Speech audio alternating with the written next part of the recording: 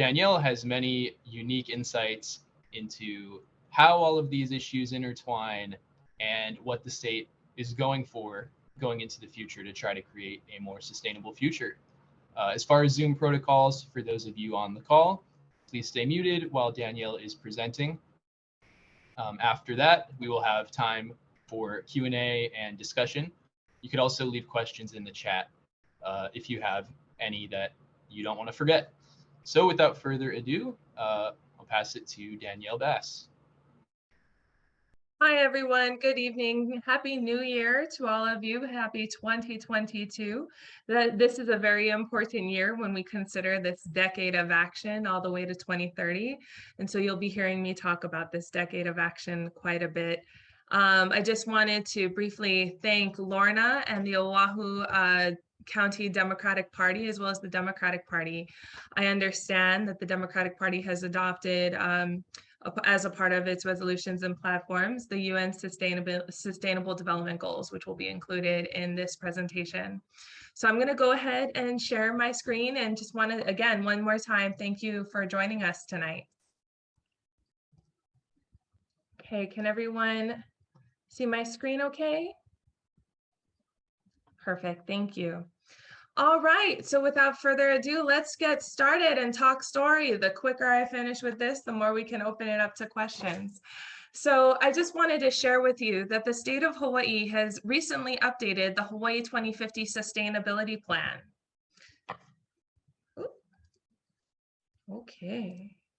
So we're going to be, I'll be in this presentation briefly describing the new roles and responsibilities of the state of Hawaii's Office of Planning and Sustainable Development. I'm going to explain to you the newly established statewide sustainability branch led by your sustainability coordinator.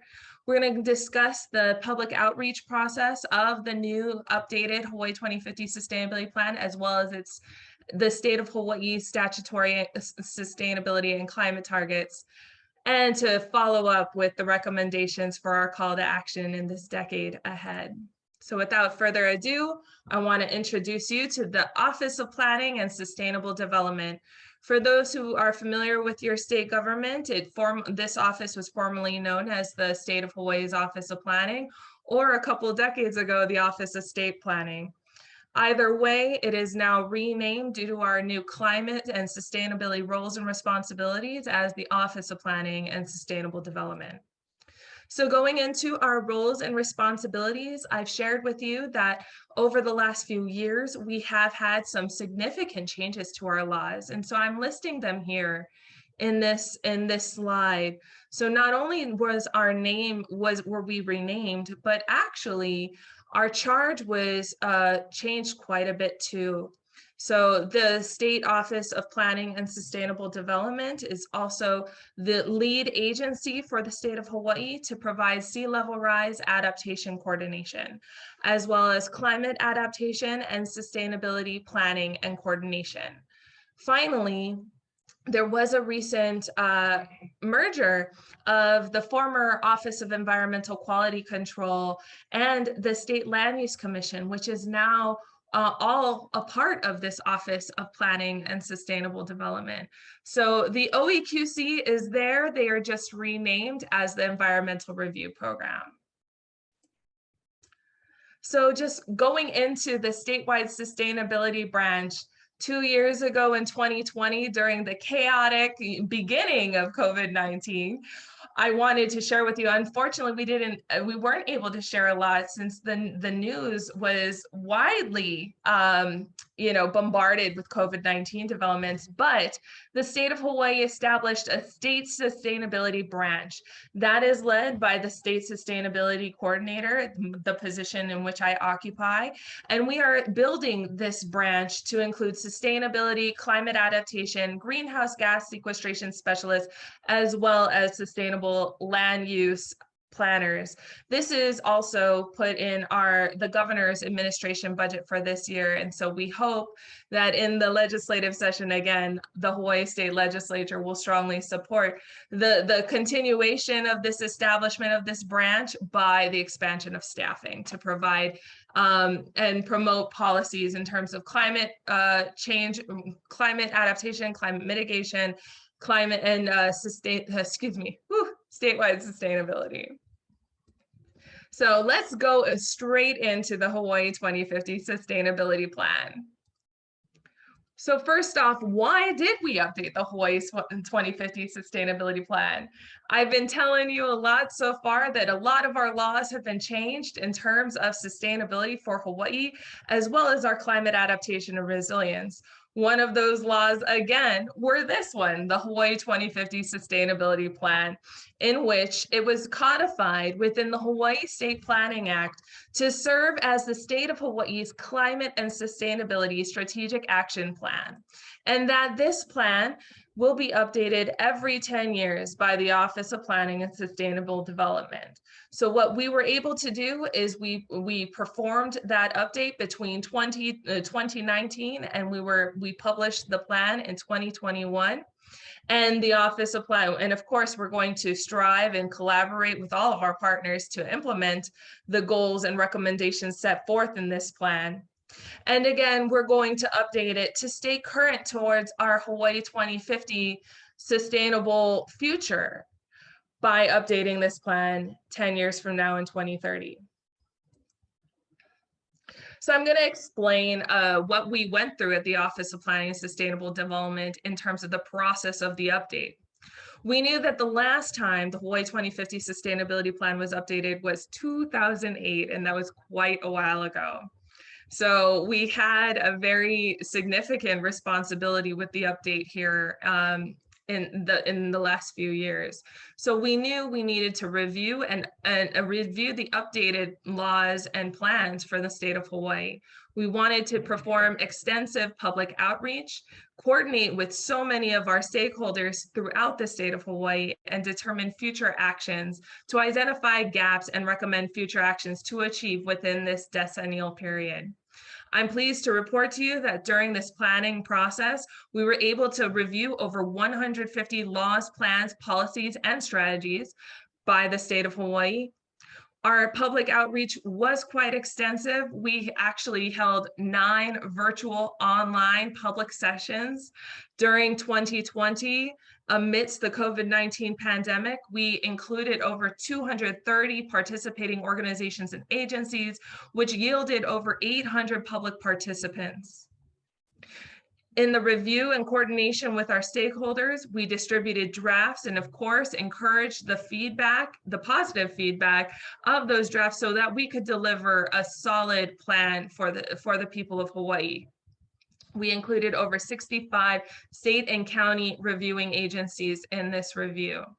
All that to say that we were able to identify 8 specific focus areas, which I will explain later in this evening, identify 38 strategies to meet those 8 focus areas, and over 250 recommended actions. We know that in Hawaii, sustainability and climate adaptation and resilience is not new, and that we wanted to highlight 17 case studies in this plan to show how the state of Hawaii, the people of Hawaii, and our communities have adapted stronger and resiliently through very troubled times during COVID-19 and other economic effects, so that we can show how Hawaii in our past, current, and our future has been and will be sustainable. So I wanted to introduce you to the UN Sustainable Development Goals. I mentioned this a little bit earlier this evening, that the Democratic Party of Hawaii has actually adopted these goals as a part of its platform and via resolutions previously. The United Nations adopted these 17 Sustainable Development Goals prior to 2020. And collectively, worldwide, the United Nations is coordinating with all of its international members the adoption of the UN Sustainable Development Goals. Specifically, in 2019, the United Nations actually invited members from the state of Hawaii, as well as our counties, to participate one-on-one with staff from the United Nations, due to concerns of our previous leadership by President Trump that the United Nations specifically reached out to states, cities, and counties to adopt these UN Sustainable Development Goals. And while there has been legislation to introducing and adopting the UN SDGs. So far, that legislation in Hawaii has not been adopted. So what we did in the Office of Planning and Sustainable Development was align efforts by using the United Nations Sustainable Development Goals as a framework for the Hawaii 2050 plan and our decade of action to 2030. So let me get into that a little more for you. The product of the Hawaii 2050 plan adopts the UN SDGs as a framework for this 10-year timeline. So using those United Nations Sustainable Development Goals as that common framework, we found that that actually aligned quite well with the Hawaii State Planning Act. Furthermore, in that update, if you will, we pulled in and aligned Hawaii state laws, state plans, our county climate and sustainability plans, the state's Aloha Plus Challenge, as well as the governor's Sustainable Hawaii Initiative. Also that these can feed into that UN SDG framework to show that, yes, the state of Hawaii has long been practicing our sustainable development, and that we need to align these efforts so that they do not conflict with the UN SDGs, but show how these efforts work together. That is the product of the Hawaii 2050 Sustainable Development, or excuse me, the Hawaii 2050 Sustainability Plan. So I mentioned that we did provide extensive coordination, and I just want to mahalo those who are here tonight who participated, the over 800 people and 230 organizations and communities who participated in our extensive outreach in 2020. So if you're here, and I just wanted to again say thank you for your mana'o and your ike during 2020 to feed into this plan. Specifically for the Democratic Party, I want to share a special shout out to the Environmental Caucus, as well as the LGBT and now renamed as Stonewall Caucus. These caucuses of the Democratic Party were very helpful in the feedback and production of the Hawaii 2050 Sustainability Plan. Furthermore, in terms of our coordination and alignment with the state and county agencies, I just want to mahalo the 65 state and county agencies that we have listed in this slide. Again, we don't, as state government, we don't want to duplicate efforts. We want to align these efforts. We know that so many of our partners from the Department of Health, the Department of Agriculture, the DLNR, the Public Utilities Commission, the Land Use Commission, and our counties are working very hard for a climate resilient, equitable, and sustainable Hawaii. And so instead of recreating the wheel, we want to align these efforts so that we all work together moving along ahead. So in terms of our outreach, after we published the plan, I wanted to share with you what we've been doing to make sure that the plan is actually being performed through public outreach. We've informed our policymakers and are engaging with them in terms of meeting with them and drafting legislation. I look forward to the 2022 legislative session and seeing the Hawaii 2050 Sustainability Plan as named in its preamble, in various bills' preambles. We are coordinating with state and county agencies to integrate the Hawaii 2050 Sustainability Plan within their own planning efforts. Furthermore, we've partnered with our media partners at Hawaii News Now, Civil Beat, Maui Now, Big Island Cassette, Hawaii Tribune Herald, The Garden Island, USGBC Magazine, as well as the Hawaii Book and Music Festival to help us get this information out to the people of Hawaii of this exciting new plan. We presented this, again, I mentioned, to all of our policymakers in the governor and lieutenant governor's office, as well as the Hawaii State Legislature, our counties, our county planning departments, our county emergency management agencies, our county climate and sustainability offices, as well as many state state boards and commissions, to include but not limited to the Land Use Commission, the Climate Commission, the Greenhouse Gas Sequestration Task Force, and the Environmental Advisory Council. So diving into the recommendations of the plan, this is what everybody's been waiting for. But wait, there's more. We wanted to show for the first time ever that there is a one-stop shop of Hawaii's legal and statutory sustainability targets. You probably are familiar that the Hawaii State Legislature has passed many laws recently to achieve a sustainable goal by a certain year. It's been difficult. That was a part of the feedback we've heard from many of our partners across the state of Hawaii. That it's been difficult to monitor all of these laws and to achieve them by when. So one thing in the product of the Hawaii 2050 Sustainability Plan that we wanted to make sure was there for the people of Hawaii was a one-stop shop of these laws. So through our research and review, there you go. These are the laws the state of Hawaii has adopted to be achieved by the year 2050. I would note that within these next 10 years, there are quite a few to achieve by 2030, to include our EAPS law, the Energy Efficiency Portfolio Standard, doubling local food production by 2030, expanding our statewide renewable portfolio standard to 40% by 2030, adopting a clean transportation goal for the state fleet transition to zero emission vehicles by 2030, ensuring local farm to school meal goals of 30% in all of our schools by 2030, and ensuring that all state departments across the state of Hawaii procure locally produced food of 18% by the year 2030. You often hear when we're discussing these sustainability targets, the 2045 laws, that we need to be 100% clean energy and with regard to our renewable portfolio standard law. And while that's true, there are quite a few other 2045 laws, which include the zero emissions clean economy target by the year 2045. And another law that is very important for our government and for the state of Hawaii and its counties is that all state and county government facilities must reclaim water, 100% of their water, with exception to potable and drinking water by the year 2045. And of course, by the year 2050, it is law that that requires the mandatory upgrade, conversion, and connection of all cesspools with statewide, which are about 88,000 statewide, to be upgraded, converted, or connected to a sewage system by the year 2050.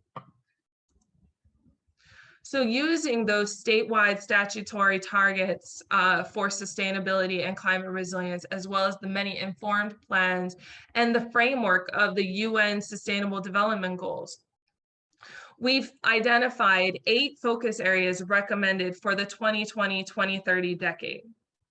These are not listed in order of precedence, but are equal focus areas we need to achieve. Please understand that these are just numbers to help the communication of this plan. We know we need to promote a sustainable economic recovery, reduce our greenhouse gas emissions now, improve our state's climate resilience and adaptation, advance sustainable communities, advance equity to ensure that Hawaii remains affordable for our people here, institutionalize sustainability throughout government, preserve our natural environment, and of course, perpetuate the traditional ecological knowledge and values as we tackle sustainability and climate challenges moving forward. So let's dive a little deeper. For the focus area to promote a sustainable economic recovery, we've identified 8 strategies for the state of Hawaii and its counties to implement, to promote our farmer livelihoods, support local markets for locally grown food to meet our doubling of local food production goals, promote sustainable and resilient farmland practices and infrastructure throughout the state, invest in green workforce development beginning with our youth, foster jobs to sustain our families financially, and support the diversification of the economy. When we consider the economy, we know that we need to reduce the environmental footprint of the tourism industry. And while we're doing that, we need to support the native Hawaiian culture and reduce impacts of the tourism industry to our local communities. Moving on to focus area to reduce greenhouse gas emissions.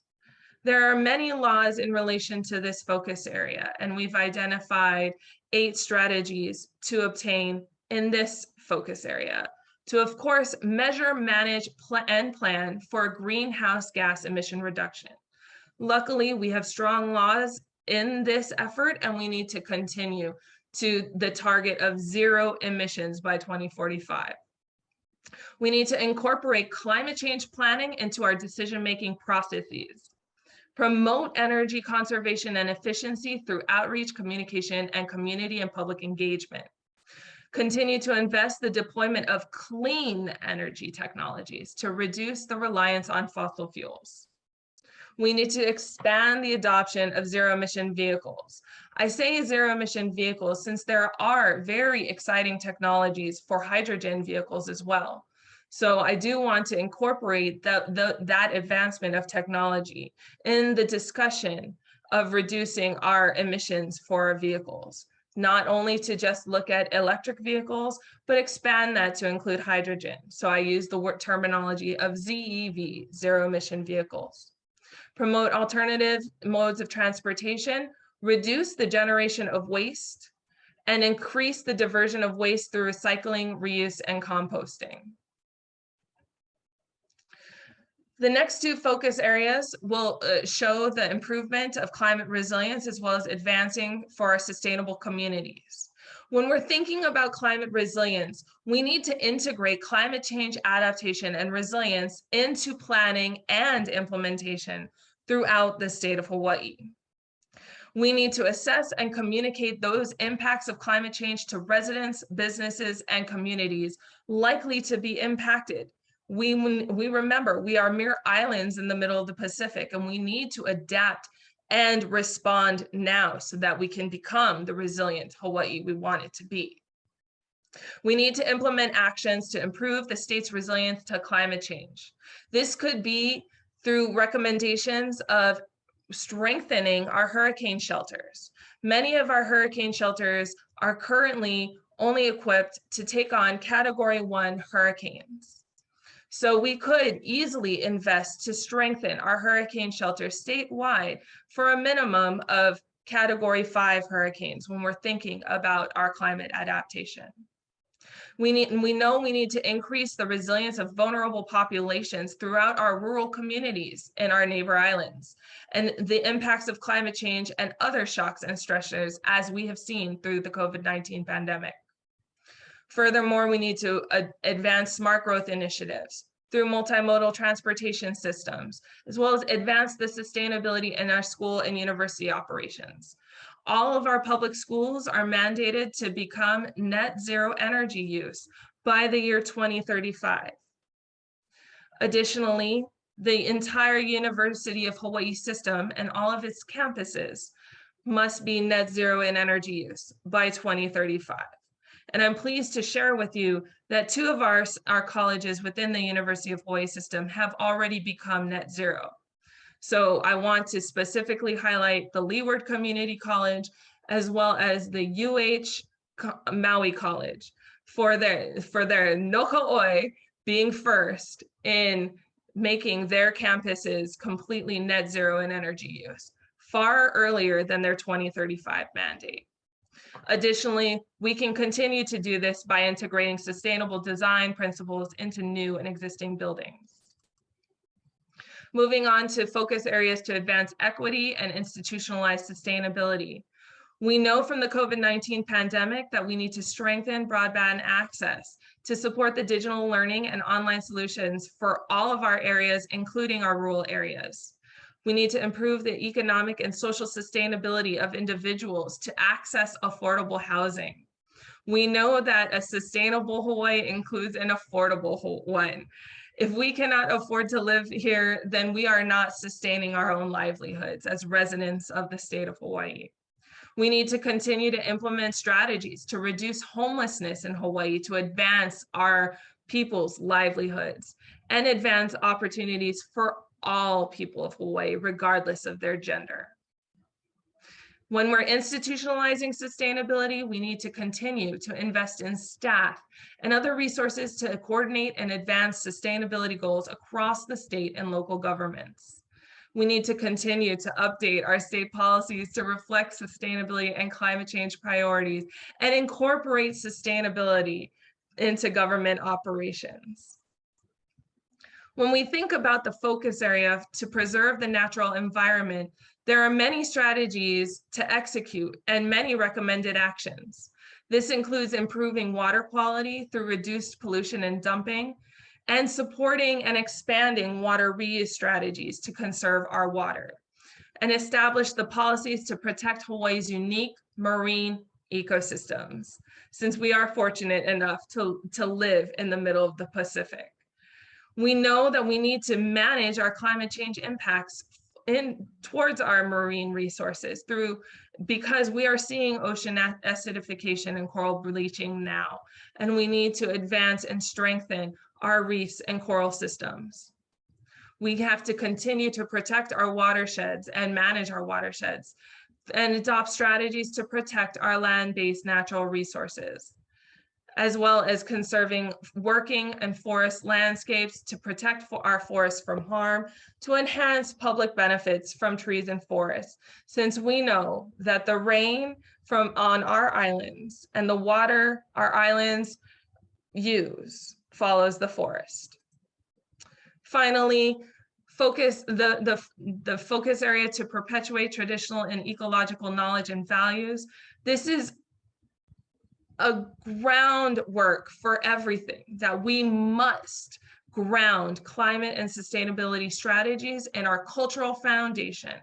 We know that our indigenous population is strong.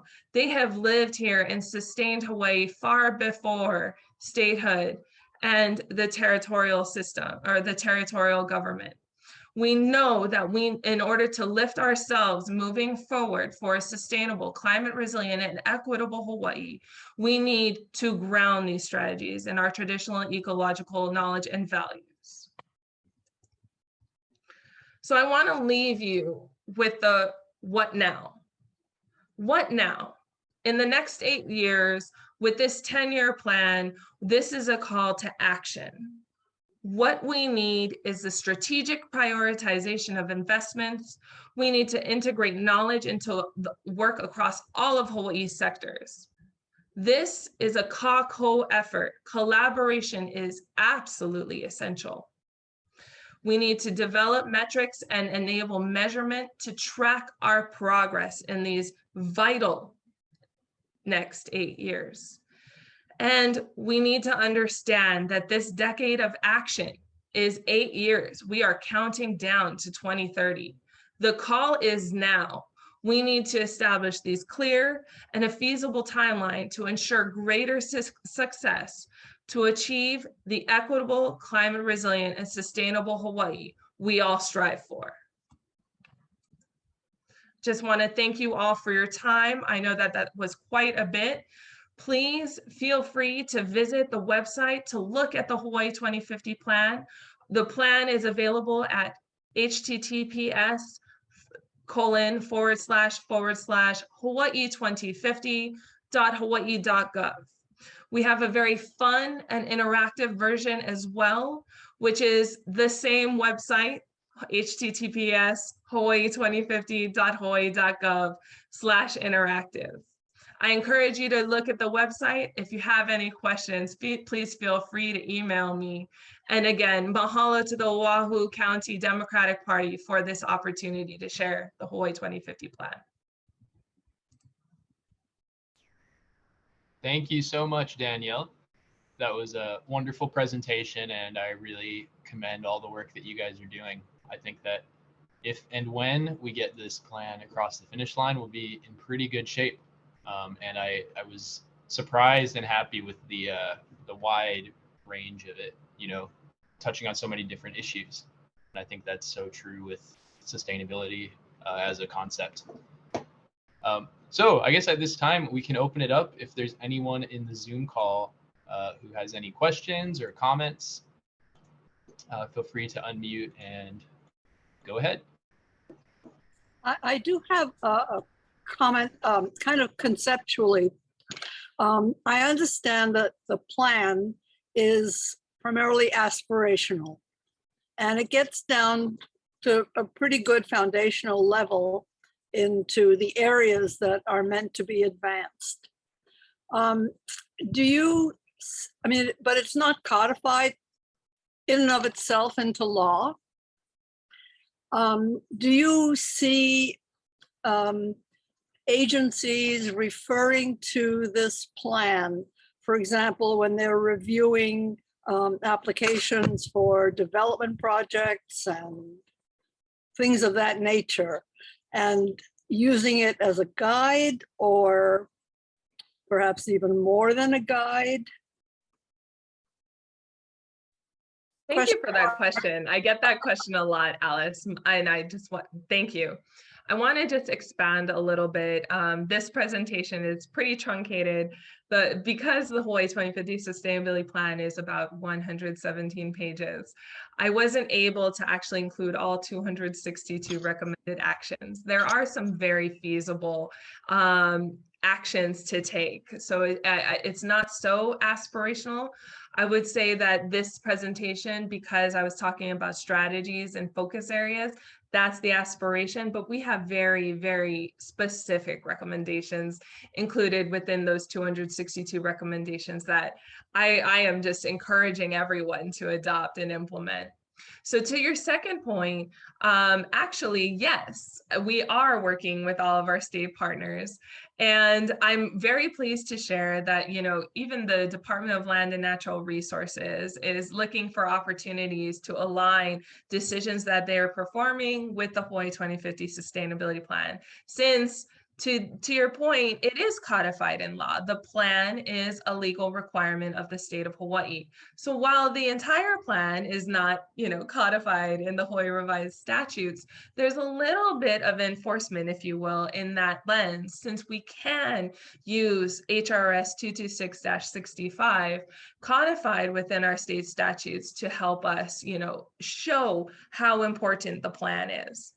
Additionally, when I'm working with the Hawaii Emergency Management Agency, the Department of Health, our county planning agencies, our county emergency management agencies, our county climate and sustainability offices, and as well as the State Land Use Commission, I can tell you that these entities have all spoken with me and are looking for ways to really just implement and adopt many of these recommendations into their work. So we are seeing follow through, which is very exciting. Okay, I'll try to get a look at all the pages you referenced. Thank you. Yes, you can go ahead and visit https hawaii2050.hawaii.gov. And there's a PDF form, so that we're also trying to really not overprint, right? In the sustainability of the plan, we want to make sure that it's electronically available. So the PDF version is available online, and also feel free to jump over to that interactive version where we've line by line showed the recommended actions, all 262 of them. So have fun, and I know you're gonna love some of them.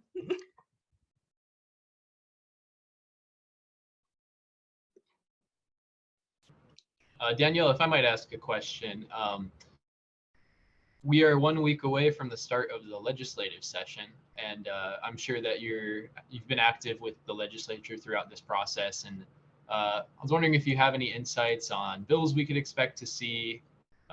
You know, there's been news coming out that there is going to be some action on climate change related issues. So yeah, any spoilers you can give us before the session starts? Thanks for that question, Michael. It's, you know, the Hawaii State Legislature has been keeping me busy, and that shows how exciting next week's going to be, and this legislative session. So I'm excited that our policymakers have the political will to move forward on sustainable and climate change matters. That's very exciting. And from what I hear, it's everything. We're really starting to hear about opportunities for more sustainable regenerative agricultural development when we're thinking about that diversification of Hawaii's economy, that, you know, when we want to increase agricultural production and development, we also, of course, want the land management of that to be sustainable and regenerative as well. So how could we sequester greenhouse gases through agriculture? We just had the state greenhouse gas sequestration task force meeting today. And so there's a lot of conversation of how we can incentivize greenhouse gas sequestration in the state of Hawaii through our forestry work, as well as our agricultural work. And we had an exciting presentation today from University of Hawaii's oceanography group, and Dr. Sabine actually presented that the ocean is a really good opportunity to sequester greenhouse gas emissions. So I will say that there's quite a few legislators who have contacted our office in terms of greenhouse gas sequestration opportunities. Of course, energy is highly interesting to so many people. We know that we had a very strong year last year in terms of zero emission vehicle expansion with those mandates on government. And so how can we do more of encouraging the implementation of zero emission vehicles throughout Hawaii? And what that looks like would be really through just financing and projects of electric charging stations and, you know, the land use that corresponds to that. So really to just finance it. The good thing is there's a lot of financing opportunities here. I mentioned a little bit earlier in terms of resilience that hurricane shelters could be easily financed. So that's something I try to like rattle our legislators too, is this is really great. You can actually strengthen your schools, which double down and also serve as hurricane shelters if we put the financial resources to that effect. So there have been so many conversations in terms of, and you know, on all of it, quite frankly, and even to include sea level rise adaptation, which our legislators are thinking about as well. So yes, a lot of exciting bills coming soon. All right, thanks. Looking forward to it. Lorna, did you have a question? Danielle, you talked about some schools, for example, Leeward Community, I think you said, have achieved certain things before their deadlines. Is there a way that we could celebrate those things? You know, like we've made it, you know, they're actually institutions that are not only doing it, but they're doing it early. That's such good news. And I think that if we could have more good news, you know, more people will feel like we've got hope. I love that idea, Lorna. Absolutely. Perhaps we could, you know, partner. I think when we're thinking about net zero energy, we really need to make sure that our architects and our, you know, our construction industry is a part of that, because we need everyone to work together on this one. And so it's really interesting. If we had a room full of architects right now, and this was the U.S. Green Building Council, they're well aware that Leeward Community College and UH Maui College have hit those thresholds. And there are more colleges out there that need to be net zero energy by 2035. And of course, we need to celebrate that. That is a huge feat. That is tremendous leadership from those chancellors and those community colleges to hit net zero energy consumption as early as 2021.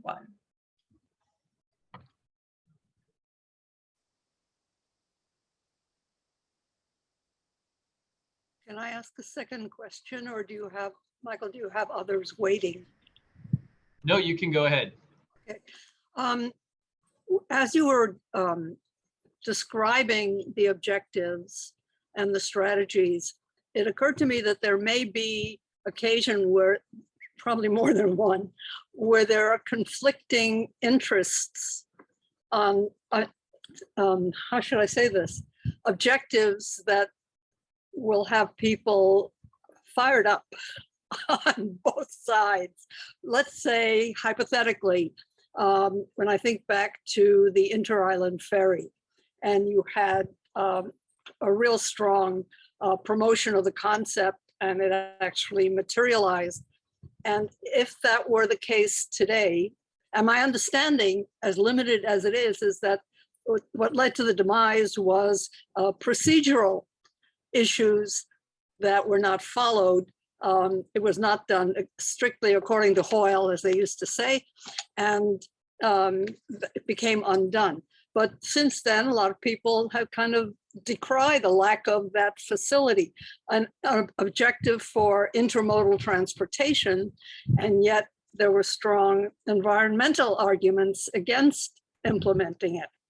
So do you see yourself perhaps engaging in these apparent conflicting objectives to, you keep referring to lots of conversations and discussions, and using that form as a medium for resolving some of those conflicts? That's a good question.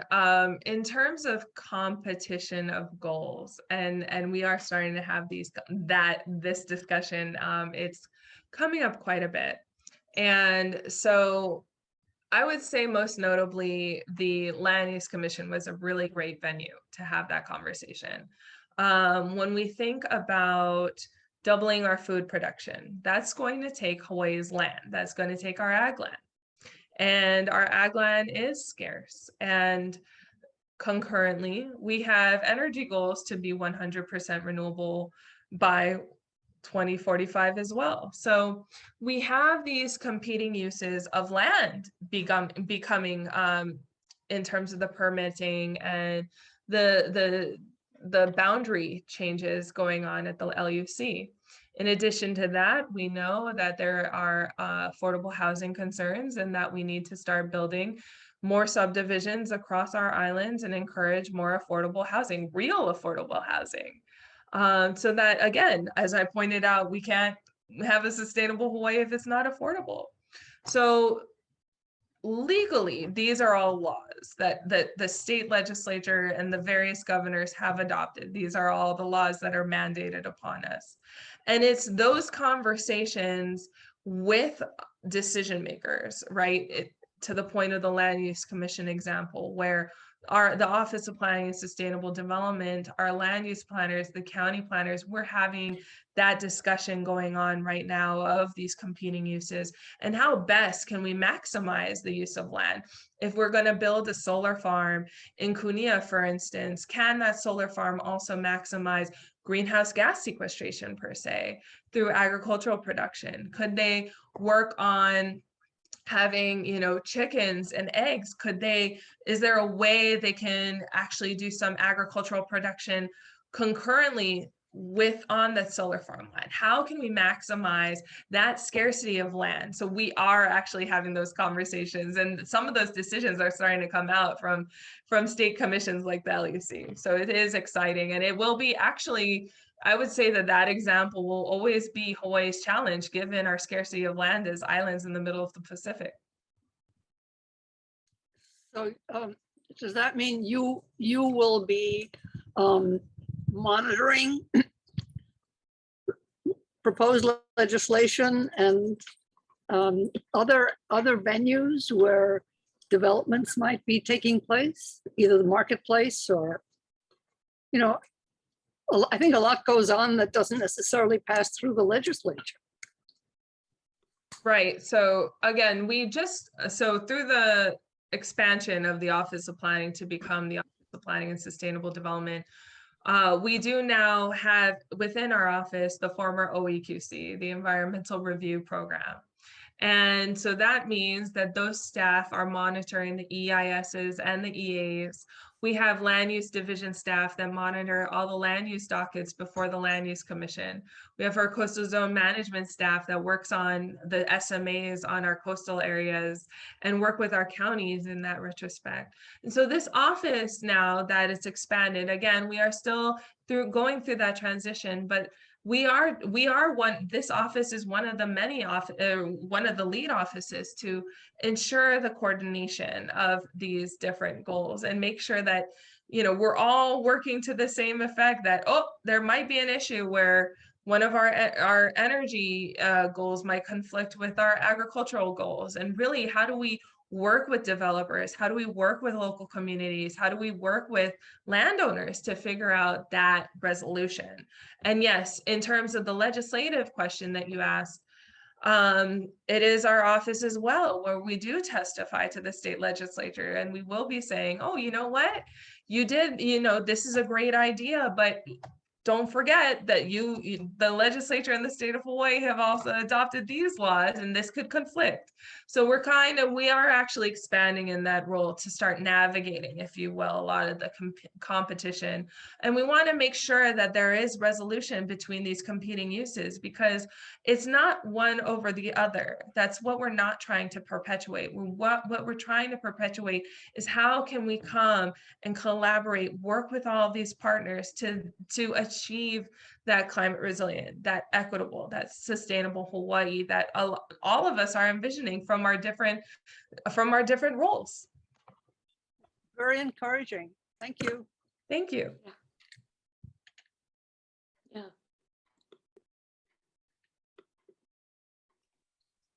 Hi, Michael. Lorna, you have a question?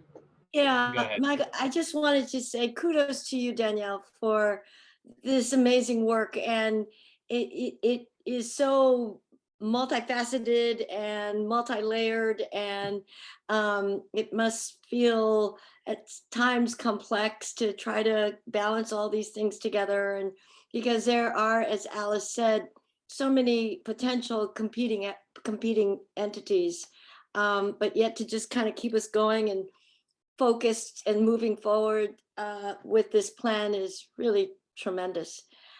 I have a question, and in a previous conversation, you and I have sort of chatted about this. What is it that people, just ordinary people, can do to make our INA and our island more sustainable? Like, for example, I went walking today at Laie Bay, and I thought about you, that because we were talking about this before, and one of the things you said was every time you go someplace, just pick up. And so I did. I started to pick up plastic, and I put it in my pocket, and then I threw it in the rubbish. So what can we do on a very grassroots local level to educate, communicate, support the big things that you're doing, but just every day? I love that you went plugging. So thank you for your service to protect the environment and our marine ecosystem. That's great.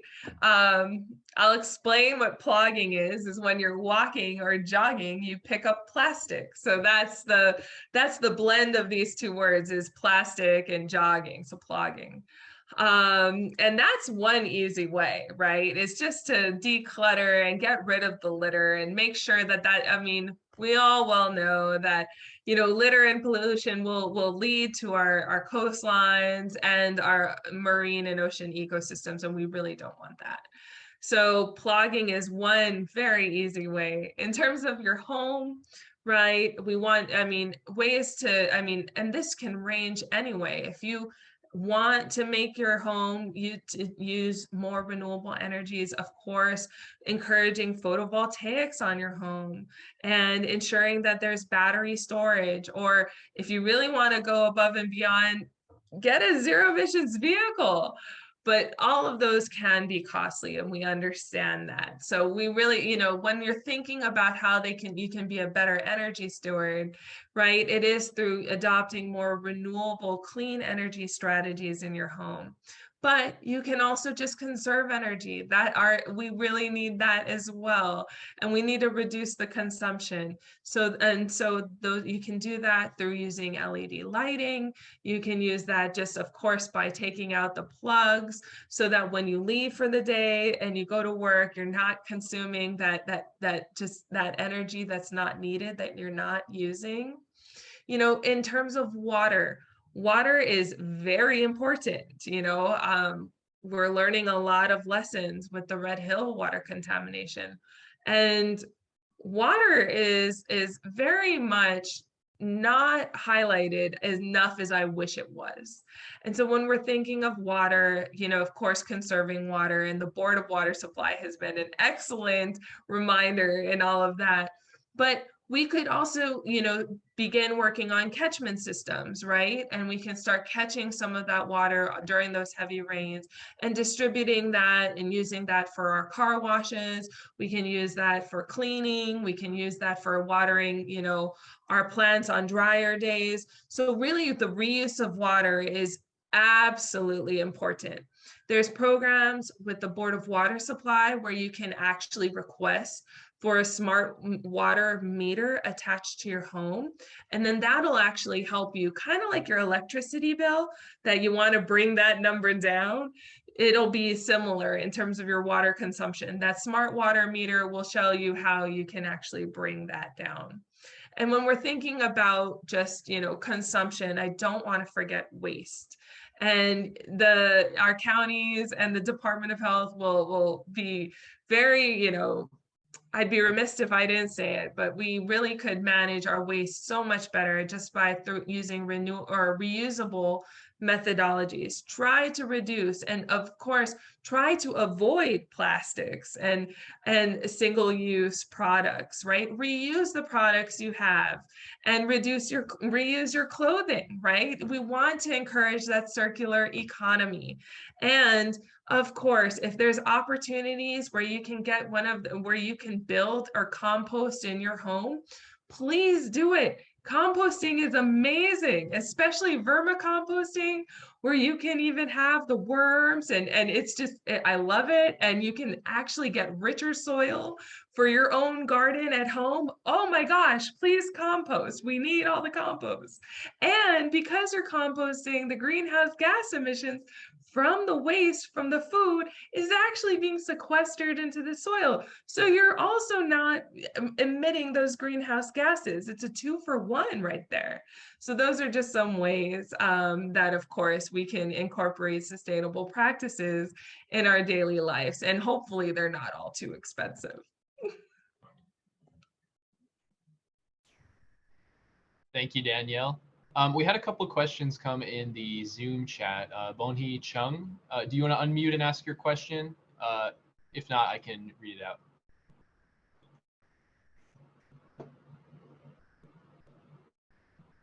Okay, so I'll go ahead. The first one is Hawaii considering vertical farming or urban farming where people can grow food in high-rise buildings using smart farming technologies?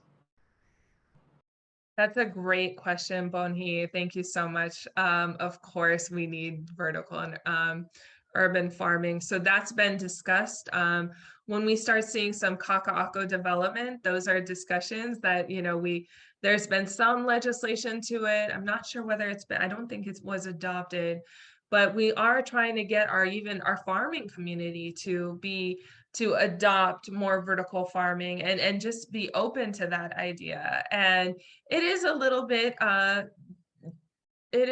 challenging since the average age of a farmer is 61, and they are a little more accustomed to, you know, farming as what it used to be or what it is in our ag lands.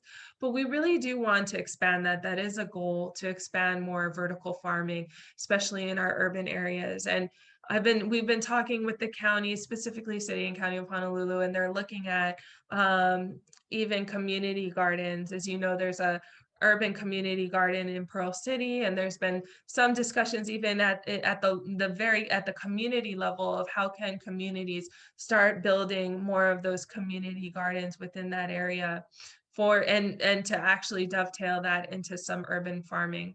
So those are actually early conversations, and so I think that we're in that pivotal moment of, you know, transition. And so really we need financing towards that effect so that we can develop those programs. And of course, using smart technologies, I love that. And we really need more of that. When I was talking about that competing use of land with energy versus ag, really when we're thinking about that and the expansion of solar farms, which are also needed, maybe those solar farms could look into greenhouse gas sustainable farming technologies on the land, right? Or sorry, greenhouses. I've said greenhouse gas too much. So greenhouses on the land as well. So those are conversations that we're having, and definitely that's something I can actually take note on when we have conversations with developers in the urban area.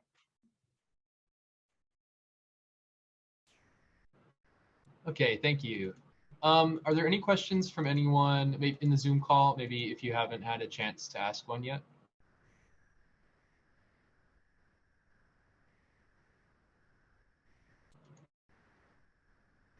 Okay, hearing none, we did have one more question in the chat from Bonhi. I take the bus every day, but I rarely see electric bus. Is the goal to achieve the zero emission fleet financially achievable?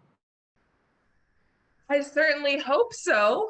The city and county has adopted that, that they'll be transitioning, I believe it's by 2035. So my partners at the office, the City and County of Honolulu's Office of Climate Change, Sustainability and Resiliency are actually in charge of that. And they work with their Department of Transportation Services partners there too. So I just, you know what, I hope that we get to that goal that the city and county adopted. And I want to tell you, the other day I was leaving the office and I just saw the electric bus. So I was actually very happy to see that, but clearly we need to do more of that. So I'll be sure to ask the city and county next time I see them.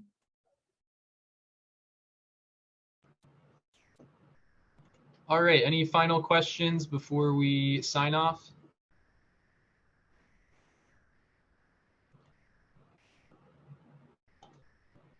All right. Well, thank you all for joining us. Those were some fantastic questions and, of course, fantastic answers to them. Danielle, thanks so much for taking the time to speak with us with that wonderful presentation and fielding questions. And best of work in the ledge session and in all the work that you're working on.